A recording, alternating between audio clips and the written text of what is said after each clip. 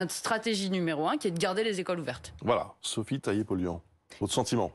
Mon sentiment, c'est que ça fait 2 ans que la situation est extrêmement compliquée. Et ça fait 2 ans que c'est le capharnaüm complet dans les écoles depuis qu'elles ont été réouvertes. Madame, vous dites que les corps enseignants et raccords, enfin, ils sont en grève jeudi, parce qu'ils n'en peuvent plus de ces protocoles qui changent au quotidien, qui sont inapplicables pour la plupart, et ils n'en peuvent plus aussi eux-mêmes de ne pas être protégés.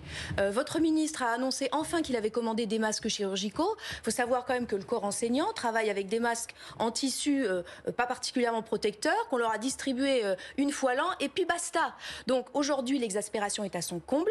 On a besoin de faire en sorte d'avoir une école, certes, qui fonctionne, mais qui protège ses salariés, les enseignants et l'ensemble des personnels, et qui prenne en compte la situation réelle. Les autotests, on en a déjà depuis un moment. Pourquoi n'avoir pas fait cela depuis la rentrée ? Vous avez envoyé tout le monde dans les pharmacies, il n'y a plus de tests, il n'y a plus de capacité de gérer les files d'attente. Tout cela est irresponsable et vraiment extrêmement peu respectueux et des parents, et des enfants, et des enseignants. Sébastien Huy, s'il vous plaît, sur ce sujet. On est dans l'improvisation la plus totale. Il faut se souvenir que le premier protocole, c'était pas il y a 6 mois, c'était il y a 1 semaine. C'est-à-dire que le premier protocole, il a été annoncé le dimanche soir, alors que la rentrée, c'était le lundi matin. Et donc, ça veut dire que l'ensemble du corps enseignant a dû s'adapter à quelque chose qui lui a été délivré par voie de presse en fin d'après-midi le dimanche. Donc, l'improvision est la plus totale. Valérie Pécresse avait fait une proposition qui, je crois, aurait pu trouver l'assentiment de tout le monde. C'était de repousser la rentrée scolaire d'1 semaine et de mettre en place un certain nombre de dispositifs pour les parents qui ne pouvaient pas garder les enfants. Ça aurait permis à l'ensemble de l'éducation nationale de mettre en place un protocole qui soit sérieux, simple, applicable immédiatement. Mais bien évidemment, comme c'est le cas avec ce gouvernement, quand c'est l'opposition qui fait une proposition, on le balaye d'un revers de main, et bien souvent, quelques semaines ou quelques mois après, on y revient en disant que finalement, cette proposition n'était pas si mal. Mais enfin, on ne le dit pas. On fait comme si c'était le gouvernement qui avait décidé, dans sa grande réflexion, de mettre en place une nouvelle proposition, alors qu'elle était sur la table depuis des semaines, voire des mois. Non, pardon, mais juste on n'est pas revenu sur une proposition de Valérie Pécresse, parce qu'on n'a pas décalé la rentrée scolaire. Je crois que c'est une proposition qui est un peu déconnectée de la réalité. Effectivement, on a eu une proposition de Valérie Pécresse qui consistait à dire c'est les parents qui sont en télétravail qui vont garder les enfants. Parce que considérant que peut-être qu'en télétravail, les parents ne travaillent pas. Je ne sais pas si vous avez des enfants en âge d'être scolarisés. On a proposé moi, je peux vous dire, j'ai une petite, c'est pas possible de travailler avec un enfant on avait proposé en bas des âge. protocoles pour ceux qui ne pouvaient pas le faire. En même temps, s'il vous plaît. Donc non, je ne crois pas que effectivement on ne revient pas, on ne retient pas les propositions absurdes de Valérie Pécresse. Ça c'est une réalité. C'est absurde parce que ça vient de l'opposition. Je pense qu'il faut être dans une situation qui est très pragmatique. Moi, je crois que les enseignants sont protégés et c'est le sens des protocoles qui ont été appliqués. Le protocole précédent avait ses complexités, c'est vrai. Ça a été démontré. Moi, je me suis rendue dans les écoles de ma circonscription hier. On voit bien, on a échangé avec les directeurs d'école sur les difficultés que ça représentait et aussi le stress que ça pouvait générer chez certains élèves qu'il faut prendre en compte. Donc, les situations sont adaptées et encore une fois, l'objectif numéro 1, et je crois que c'est la priorité des parents, la priorité des enseignants, c'est de pouvoir maintenir les enfants à l'école. Et je crois que c'est une fierté que l'on doit avoir d'avoir pu, par rapport à nos partenaires européens, ouvrir au maximum. Et rappeler que quand même, que ce soit en Allemagne, que ce soit au Danemark, les enfants sont aussi extrêmement souvent testés, peut-être trop souvent. Ouais. Bon, reconnaissez que, vous le disiez vous-même, c'est compliqué.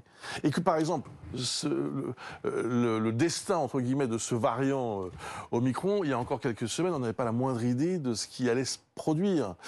Et qu'il y a une gestion qui est faite à la petite semaine. Est-ce qu'on a le choix? On n'avait pas effectivement capacité à savoir que ce serait tel variant à tel moment, etc. Mais enfin, on sait quand même qu'un virus de cette nature, il mute, il crée des variants. On le sait. Ça fait 2 ans qu'on est dans cette crise. Ça fait 2 ans que les enseignants ne sont pas ou très mal protégés. Ça fait des mois qu'il y a notamment la question des capteurs de CO2 dans les classes. Ça fait des mois qu'on parle de donner des masques fiables au personnel enseignant. Ça fait des mois qu'on parle d'un certain nombre de propositions concrètes, mais il aurait fallu anticiper. Il aurait fallu mettre en place des choses parce qu'on sait que cette crise, elle dure et elle va durer. Ça fait 2 ans. Donc là, on est toujours dans une gestion au jour le jour, avec le dimanche soir pour le lundi matin. Sur un article, par ailleurs, payant. Donc, quel sens du service public de donner aux enseignants les directives le dimanche soir pour le lundi matin dans un article de presse payant? On voit bien que c'est n'importe quoi. Qu'est-ce qu'il aurait fallu faire? Mieux protéger le personnel enseignant. Mettre et aider les collectivités. Réellement, il y a un fonds, mais il n'est pas utilisé parce qu'il y a beaucoup de reste à charge pour les collectivités pour mettre en place des capteurs de CO2. Et par ailleurs, c'est comme ce gouvernement fait toujours. Débrouillez-vous. Donc, évidemment, les collectivités, elles essayent d'acheter des capteurs de CO2, mais c'est la grande barderie. C'est l'augmentation des prix, c'est la course, c'est la guéguerre pour savoir qui aura les capteurs de CO2. Et c'est uniquement réservé à des collectivités qui peuvent se les payer. On voit bien là qu'il y a un manque total d'anticipation et de préparation. Donc après, on nous demande des solutions pour gérer une situation abracadabrante qu'effectivement, nous n'aurions pas été en situation de gérer parce qu'on aurait certainement beaucoup mieux anticipé les choses. Les solutions, on les a depuis fort longtemps. Et il y a également... Et je voudrais revenir là-dessus, parce qu'il y a la question, effectivement, de la diffusion de ces variants. Mais la question de la levée des brevets. Pourquoi on a ces variants qui circulent? On a aussi une situation où on a une population française survaccinée et des populations à l'étranger sans accès aucun au vaccin. Je suis désolée, et bien sûr que là, il y a les crises à venir. Il y a les crises à venir, Monsieur Toussaint.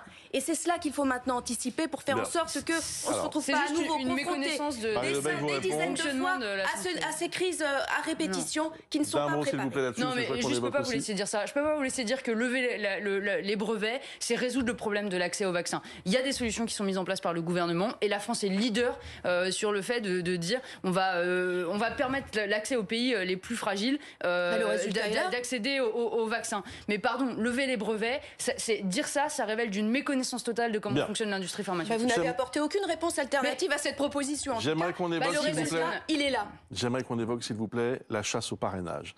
Il y a un risque que des candidats de premier plan, des candidats qui sont aujourd'hui à un niveau d'intention de vote quand même assez élevé, n'obtiennent pas leurs 500 signatures. C'est ce que dit par exemple Éric Zemmour, c'est ce que dit aussi Jean-Luc Mélenchon. Écoutez.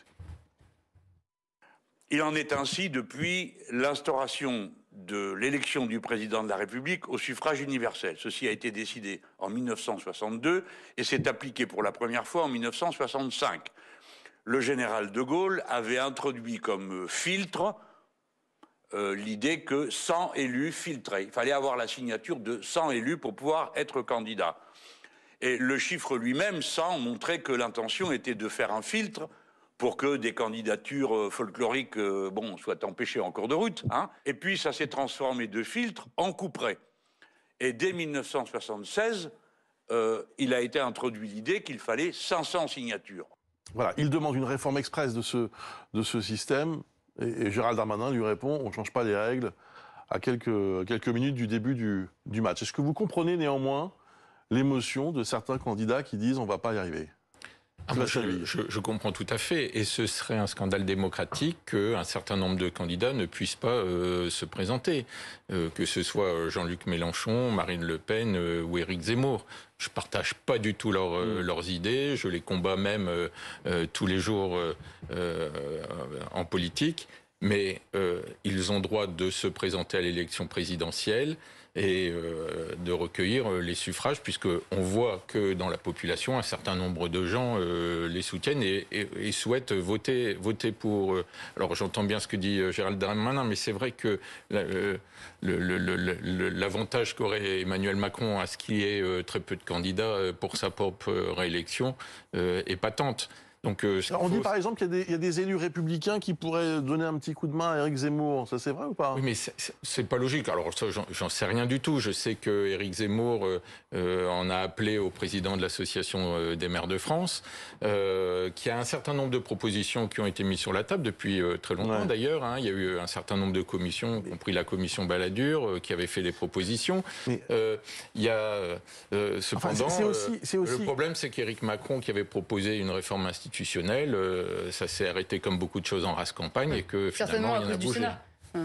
Rien n'a bougé. Non, c'est l'affaire Benalla qui a bloqué. Si je peux me permettre, c'est l'affaire Benalla, madame. Un mot sur ces sujets des parrainages. D'une, antidémocratique. Le changement de la règle, notamment avec la publication des parrainages, qui met effectivement certains maires un peu sous pression, qui n'ont pas envie, qui ont parfois envie de donner leur parrainage à un candidat qui n'est pas forcément de leur couleur politique, mais qui n'ont pas envie forcément que leurs électeurs puissent faire une forme de corrélation entre un candidat dont ils ne partagent pas les convictions, mais qu'ils estiment légitime à accéder à l'élection présidentielle. Le changement de cette règle, elle date de 2016, avec un vote de la majorité précédente. Ensuite, le deuxième sujet... Enfin, secrétaire général Emmanuel Macron... Je tiens quand même à dire que je souscris à ce que dit Gérald Darmanin. Je ne pense pas qu'on change les règles du scrutin au moment où il va avoir lieu. En revanche, là où je partage pas la position de Jean-Luc Mélenchon, je pense que effectivement la publication des parrainages est un problème et que, à titre personnel, je pense qu'il faudrait rendre obligatoire le parrainage pour les élus que nous sommes et également les maires, mais le rendre à nouveau confidentiel, et je crois que c'est effectivement participer à la vie démocratique d'autoriser cette... Je crois que parrainer, votre sentiment. Je crois que parrainer un candidat à l'élection présidentielle, c'est un acte politique et que important. Et que donc il mérite la transparence. Par contre, il est évident que c'est l'intégralité de ces institutions qu'il faut faire évoluer. Pardon. Et donc, la situation aujourd'hui, elle est un petit peu coincée, ou elle semble un petit peu coincée. Mais je ne doute pas, parce que je sais qu'il y a une équipe pleine de talent autour de Jean-Luc Mélenchon qui est en train, à la manœuvre, de convaincre un certain nombre de grands élus qu'il va y arriver. Et si Zemmour n'y arrive pas, c'est un problème pour vous ? Écoutez, si Éric Zemmour n'y arrive pas, je pense que l'extrême droite est déjà bien représentée dans cette élection. La gauche aussi, au demeurant. Vous manquez pas de candidats, donc... Bien. Merci beaucoup à tous les trois. On a évoqué avec vous, il y a quelques instants, le nouveau protocole à l'école qui, on le sait, suscite de vives réactions. Jean-Michel Blanquer, le ministre de l'Éducation nationale, est notre invité dans quelques instants. Restez avec nous, à tout de suite. Votre programme avec groupeverlaine.com. Isolation thermique par l'extérieur avec